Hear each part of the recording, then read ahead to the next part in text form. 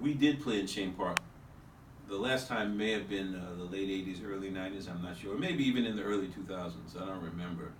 But it reminds me of an era when jazz was really popular in the black community. And it affirms the thing, because people always say that, oh, black people don't like jazz anymore. See, I think black people do like jazz. They're just not gonna pay those kind of dollars to go to the concert. They don't like it that much.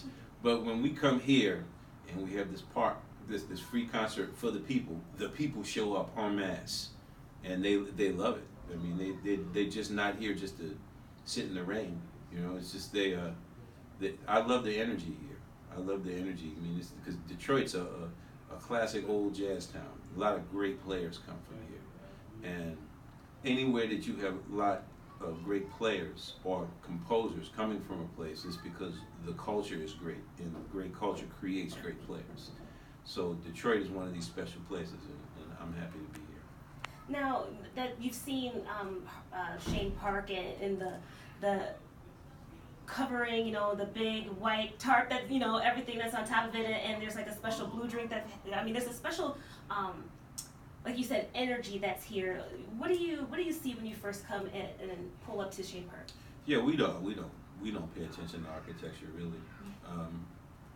I've seen a lot of, the Sydney Opera House has one of them big white shells too, but I'm not a tourist,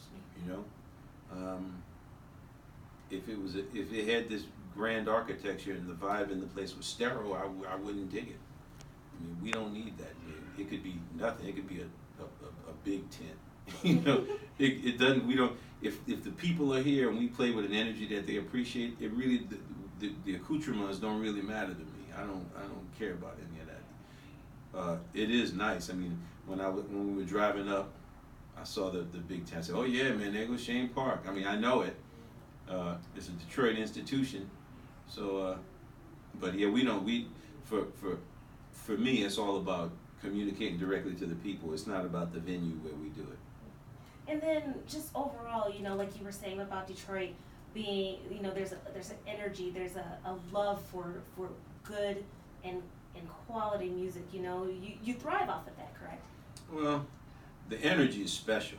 I mean, we played a concert in Orchestra Hall with the singer Kurt Elling about a year and a half ago.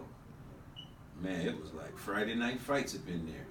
Dudes coming in with their powder blue suits and their cane and their top hats.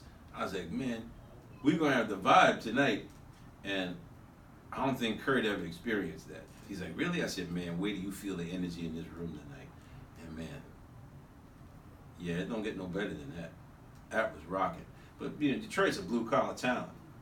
It's just like across the board. I mean, it's great to me that it was great that the Red Wings never left, but it's great that they have a new building. Now the Pistons are back, the Tigers have been back, the Lions are back.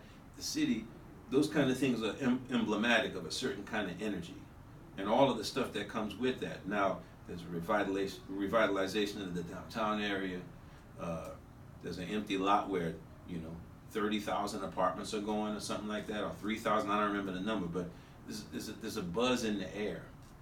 And unlike things that happen in other cities like New York and other parts of the East Coast, the revitalization doesn't include the removal of the citizens who were here before the revitalization. That's what makes Detroit special and unique to me, that young people under the age of 30 are moving back into Detroit City for what Detroit has to offer, not for some new version where the regular people get holistically priced out of living there.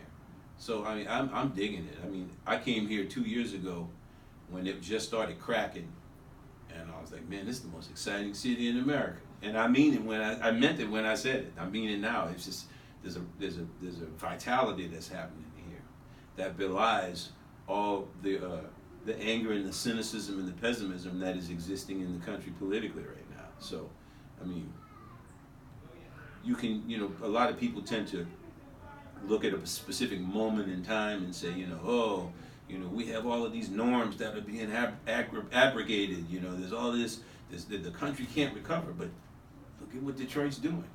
it's recovering and it's moving on. I mean, how can you not see this? I mean, but most people tend to look at the like what's right in front of their face. I always look down the road. I mean, that's how I became a half-ass decent musician, really. Is always by looking forward and not by trying to establish who I was in this moment. Who I am in the moment is who I am, but that's not who I intend to be tomorrow. And Detroit is like the great metaphor in this country for that. And it's a model for other cities to do the same thing. And so, in that closing, you're excited to play here at Chene Park and here for the Detroit people who love your music, right? I mean, I'm excited to play anywhere, but I have a special place in my heart for the energy in Detroit and for the people in the city. This is a, you know, people have been through a lot here, and they stay.